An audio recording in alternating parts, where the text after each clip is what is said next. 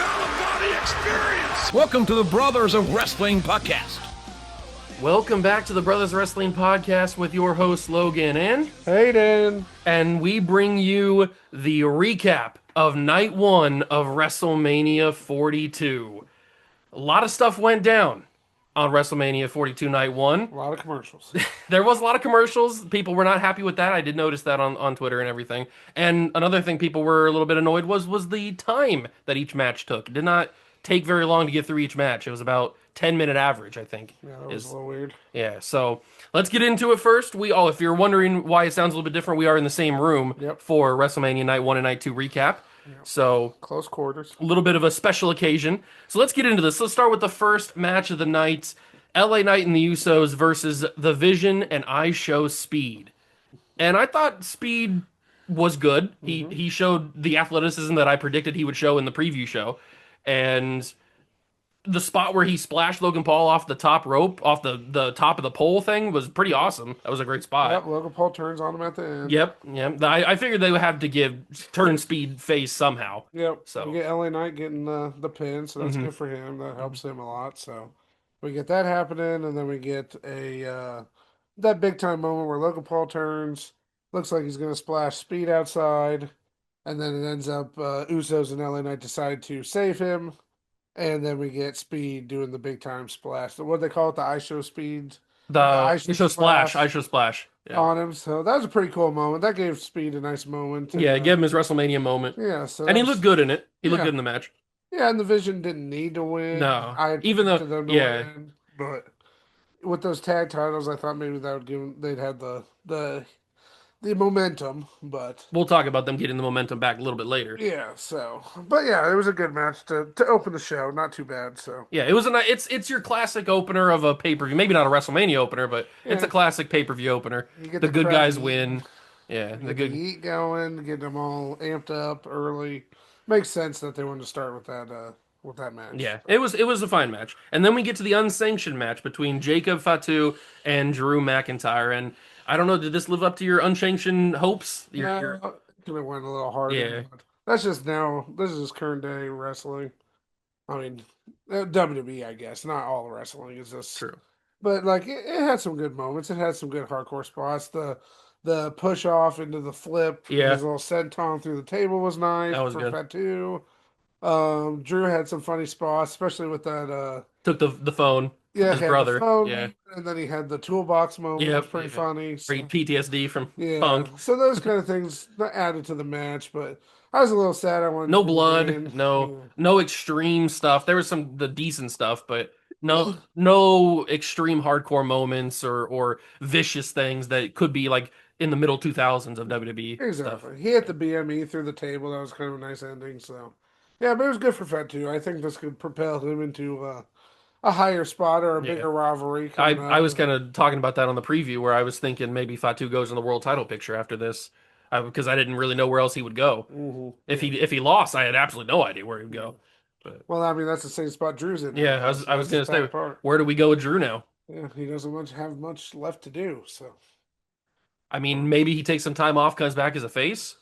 But I mean, he was splitting time for that Highlander movie. True. So maybe he goes and finishes that and then comes back to do something, find a rivalry, but I feel bad for him that he starts this year out as champ, and now he's basically getting not squashed, but losing a WrestleMania match that on the ESPN. It was a free match, so I mean, it just seems like Drew never can catch an opportunity to really take a chance. So yeah, but it works out for me because you had Drew McIntyre in fantasy, and then he didn't win. So yep, got screwed on that one, but that's okay. It works out for me. And then we go to the actual matches that were on ESPN Unlimited for WrestleMania Night 1. And we go to, what was first? Was it the Fatal 4-Way? Yeah, it was the 4-Way women's match between Lash and Nia, defending the titles against Bayley and Lyra, and Nikki and Brie, although we'll get to Nikki and Brie in a second. And then the other tag team of Charlotte and Alexa. And then when we realized there was going to be a surprise when Nikki and Brie came out last, because they always wait for the surprise to be last. That makes the most sense. And I was theorizing on the preview that I was hoping Paige would come back because I talked about how she got the contract extension and everything. I was hoping she'd come back Raw after Mania, maybe challenge AJ Lee, who would hopefully beat Becky and then pull a reincarnation of what they did back when she debuted on the main roster the first time and beat AJ again. That'd be a whole cool thing, but I didn't. That's not what they did. Paige was the surprise replacement for Nikki Bella, who completely just tore up her ankle. And Paige returns after what they say 7 years or something like that. She was gone 8 years, and she teams up with Brie. And the match was good. I thought it was a good match. last showed out. She was pretty good. Lyra was good. Charlotte and Alexa was good. Alexa's outfit was Bray Wyatt inspired, which is pretty sick. So Butterflies. yeah, so Butterflies and butterflies. yeah. So I thought it was a pretty good match in general, and then obviously we get the finish with Paige going over and winning the tag team titles with Brie Bella, which I did say that could be a lead to a Bella turn on Paige because Nikki's now jealous that she doesn't win the tag titles. But if that's where they want to go, I don't know. Well, you were wrong. No, I'm not saying now. I'm saying down the I'm line. just saying, leave you alone for one pre-show, and then I just come up with a bunch of theories. and you just go insane, and then the real stuff is what I said, and I didn't get to even defend myself. I was right that she would come back Yeah. for Nikki, and You were right. and do that. So, yeah, it was good. It was good to see her back. It's nice to see her. I didn't realize it was gone. So she was gone so long. I mean, 2017, I think is what they said. That's pretty insane. So yeah, it was good to see her. It was good to see she looked good in the match. She did her stuff in AEW, so she didn't have Yeah, she didn't have crazy ring rust like AJ Lee did. Yeah, so it was good to see her again. See her kind of show out in that match. She didn't get a lot to do, but she hit all her big time moves, and she got a good pop when she came out. she got when they the tagged her in. showdown with Charlotte. That was pretty cool. Yeah. You got the showdown with Bailey at one point, so you get all the rivalries back together. And I'm sure she'll when we get to the next couple Raws, she'll have some backstage encounters with some of the older women that have been there. Maybe Natty. Yeah, you can see and that. stuff, You can see maybe an AJ thing happen. Yeah, true. You never know what's going to happen now. But obviously, she's going to be back for the brief time with the tag title belt now. So Yeah, who nice knows to see how long what they hold do it? Maybe with they get a good couple month reign or something. But yeah, so it was a pretty good match for a 4-way. I do want to say I liked that they did the 4 women at once style. Yeah, that's definitely better. Not the 2, and then you have to tag into everybody. I don't like that. No, style. that's not a good I style. like the 4-way tag into your partner. That's the better style. 4-way for tag matches. That's better style for any like a triple threat tag match or anything with more than just 2 teams. It just keeps it more active. The other way is You got so much more stuff going on.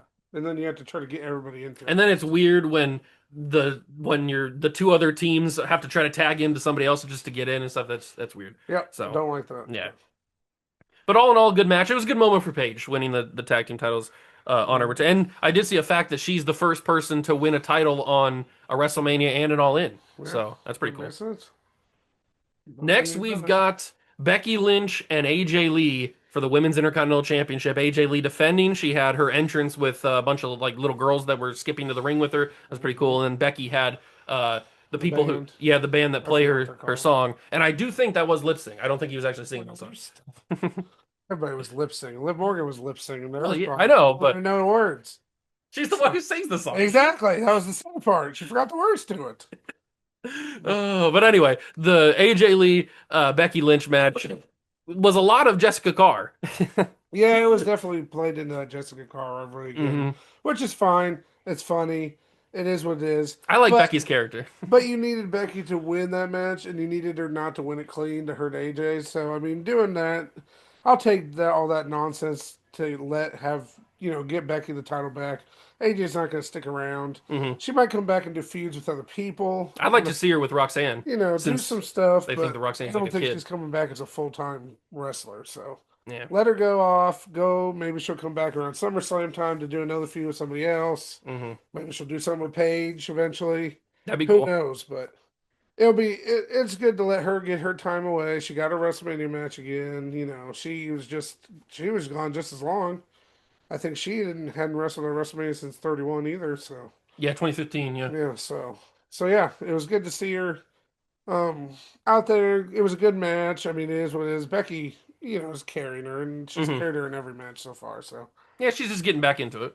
but it was good to see her out there, and it was good to have her get it in a good. I mean, it wasn't a long match, but they definitely put on a decent show. So, but it was good to see Becky win again. She can go into some good feuds now, kind of get away from the AJ stuff. That's been going on That since, since she returned. yeah, since AJ returned. So it's good to see her. Maybe they'll go somewhere with Jessica Carr. She is a wrestler. She's They can, wrestled a couple matches on the indies. I'm sure they can So, find her another opponent. Becky can like, kind of what's do it. Maxine doing? Yeah, I so mean, Maxine was talking. There's been things where Maxine's talking to Austin Theory backstage. yeah. So I don't know if they like get her in the vision or something. So we'll see, but it definitely is good to see that Becky got the title. That was who I picked. That helps my fantasy team. You just saw that coming. So Yeah. Something that helped my fantasy team though was Gunther and Seth Rollins. We had pretty cool entrance for Seth Rollins. He had like the eye stuff where it was like black eyes. It was pretty cool. I don't know how he changed it. He must have like took the contacts out or something. Nobody even noticed. he's taking that devil gimmick from MJF. Yeah, apparently. But he had a pretty cool entrance. Not as cool as he's had in the past. Like last year's entrance was amazing with the flamethrower and everything. But it's still a pretty cool entrance. His jacket was like smoking and everything. So it was all pretty good. cool. And then we get a pretty decent match. I mean, when you got Seth Rollins and Gunther in the same ring against each other, you're not going to have a bad match unless something tragically bad happens to Rollins' knee or something. So Nope, they hit some good moves. yeah, they were chopping pretty hard on each other. They were going pretty stiff on each other, and then we had what? Well, I was just gonna say they had. I loved the one section of the match where they had the good transitions. Oh It was yeah, like kind of like clothesline, kick, super kick, chop. They had a really good little transitional kind of back and forth. little there chain in the wrestling middle. stuff. Yeah, that I liked. Mhm. I mean, that you expect it from those guys. Those guys are two guys at the top of their game right now. So I don't know if it stole the show. It wasn't as None of the five matches star. really were like Yeah, that was probably the best match on the card, I would say. But yeah, it definitely didn't steal the show like I was hoping. But it's hard with those WrestleMania matches, man. All the stuff that goes into them. That's why there's the good ones are so rarefied. hmm So yeah. It was still a good match. They had some stuff outside. They were working outside a little bit and everything. And then in the end, we had uh the finish with Braun Breaker well, returning. he hits the Seth hits the it wasn't the pedigree on the table Yes, the on the pedigree announce on, table. and he's Then hits the going stomp. stomp, and he hits the stomp on the table as well. So Gunther's kind of out. The ref's checking on him, and Seth's kind of celebrating to the side. And the cameraman, And then we get the huge Braun running by the cameraman, hitting the huge spear on Seth. that cameraman had a rough night. Yeah, he fell down at one point. That was during the women's tag match, right? Yeah, it Yeah. was a whole thing. So, but Braun hits the spear. He's back. The Takes crowd's down barking. Seth, throws him in. Gunther Hits the he's sleeper. leaving. Gunther ends up hitting the sleeper, passes out Seth, picks up the win. Yeah, Seth does not tap out. He passed. He passes out. So, which is what you need. Gunther needed the win to keep that momentum. And Seth didn't need the win that much. No, and now he can go into the feud that he wanted to go into anyway with Braun. Which is kind of what I just thought was going to happen on Raw after Mania. What have we done to the sanctity of Raw after WrestleMania? Hey, you don't know what's Everything's gonna happen. Everything's happening early.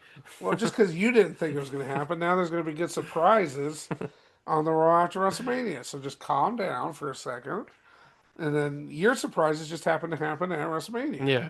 But I can see my thoughts on this is you get Braun and Seth, you get them going in a good feud that leads up to where Braun can kind of push into that main event spot. Maybe you get Roman Braun SummerSlam, Okay. and maybe you also can end up with, or you could go Seth Braun or Seth Roman. Seth That was Roman. supposed to be the main event Yeah, anyway. that's true. Yep. At this WrestleMania, so maybe you get that at SummerSlam. You also get Gunther this win. Give him some more guys. Just give him some feuds. Give him some decent feuds leading into SummerSlam. You give him Gunther, Brock Lesnar, SummerSlam, career on the line. That's where he needs to go from here. That's what I was And pitching. then, Yep. and then you get Gunther going on the road to WrestleMania from SummerSlam to where he wins the Rumble. He goes on, and then you got at 43, you got Gunther. He retires Cody Rhodes. And well, you can only hope. But you get Gunther in the main event of WrestleMania. You've made this main event star. You put him, you could even have it be against Roman Reigns.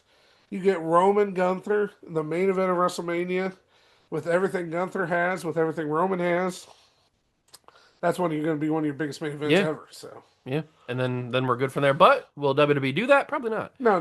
That's just, Gunther next year will fight Ray somehow. That makes too much sense for Gunther to do Unless it. Ray decides to hide again until That was there's pretty a funny. match and they come out. That was pretty funny. So, But it was a decent match. And then another decent match, but Well, didn't. whoa. Oh, We also got the, Cena came out, all which right. we Cena didn't did. talk about at the beginning. Cena Yeah. came out. Cena the host. He had the suit, which he said he was going to Yeah. have now that he's back in WWE. It was fine. He was funny. He was a classic Cena. It was weird to see him like that, but That's how we gotta get used to it now. yeah, it's going to be good to at least he'll be around.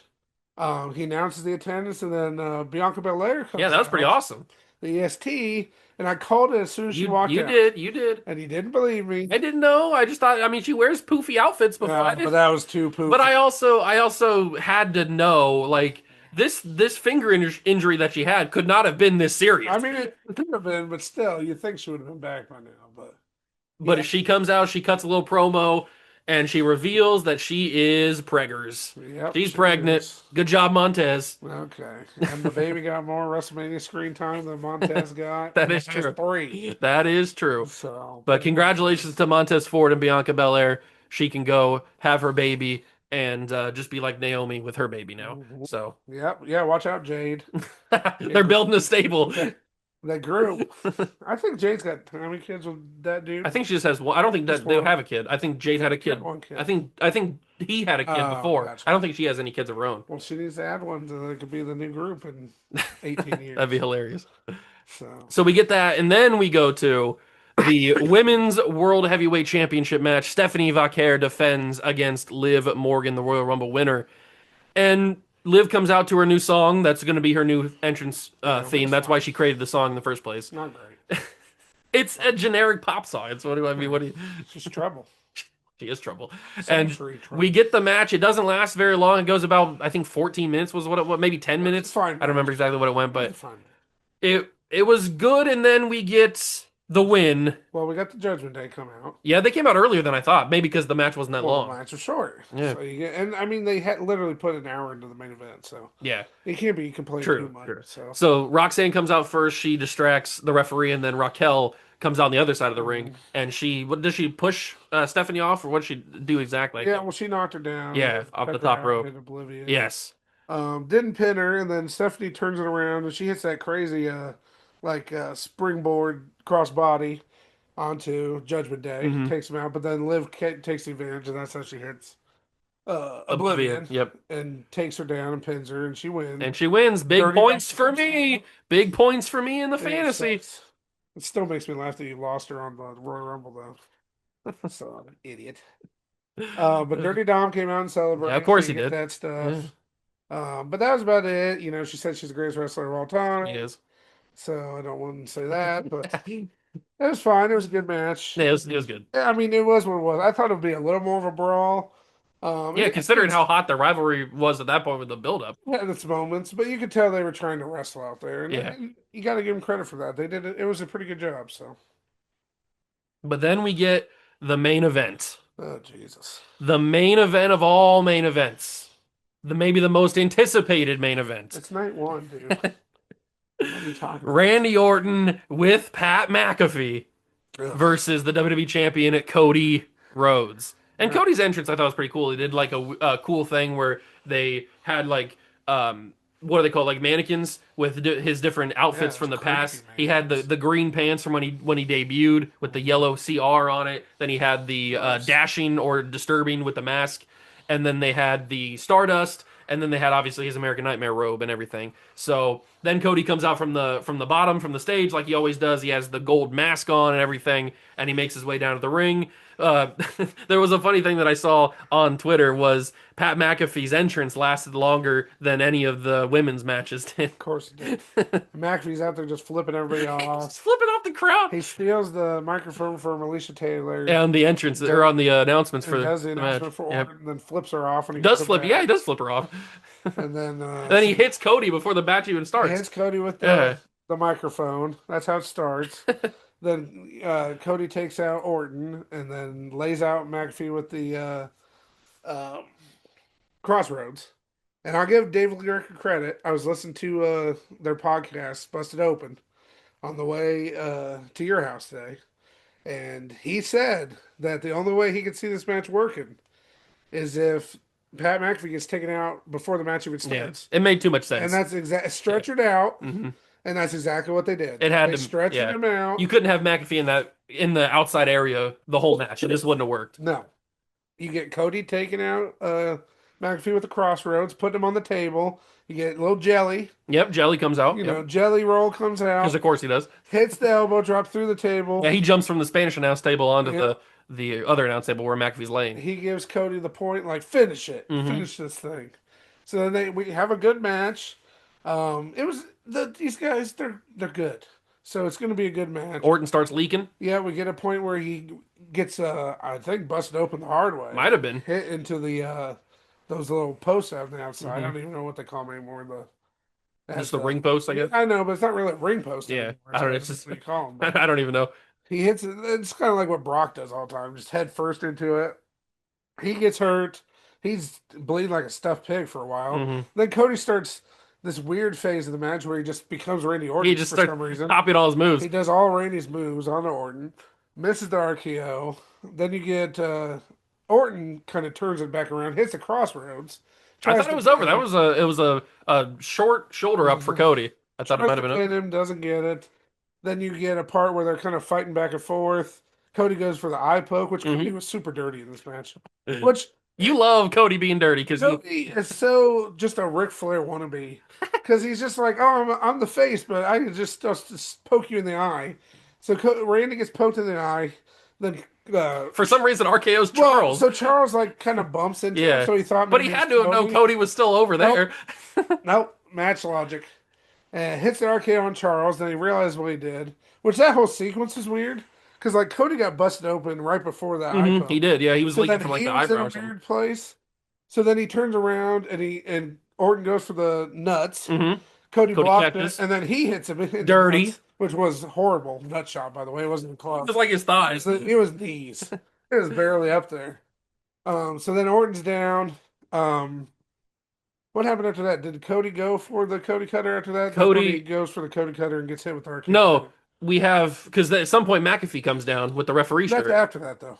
Is that after that? Yeah, because after he kicks him in the nuts, he goes for that springboard Cody Cutter. Oh, right. That gets hit into the RKO. Yeah, he catches him into the RKO, right. So he hits that, and then that's when Pat comes down. With the referee shirt on the neck brace. It's not even the right referee shirt. It's the zebra one. It doesn't even have a WWE logo on it. No, it was rough. And so he gets out there, and he counts to 3, but it's like the slowest count I've ever seen. This is what I was saying. That like Pat McAfee's in Orton's corner. He wants Orton to win the title. Wouldn't he go 1, 2, 3? It'd be over. No, it was slow. It was so slow. He was like 1, 2, and then Cody kicks out. Yep.